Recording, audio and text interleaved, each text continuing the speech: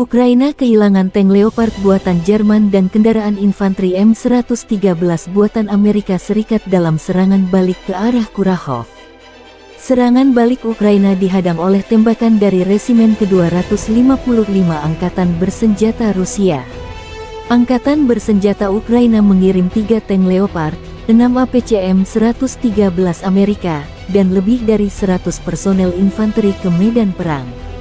Selama pertempuran, pasukan Ukraina terdesak oleh tindakan gabungan dan terkoordinasi dari semua unit Resimen ke-255 Batalion Tank dan Senapan Bermotor, Artileri dan UAV, 2 Macan Tutul, 2 M113 dan setidaknya 40 tentara Ukraina gugur dan sisanya memilih mundur. Demikian dilansir RV Voenkor tanggal 12 Mei tahun 2024.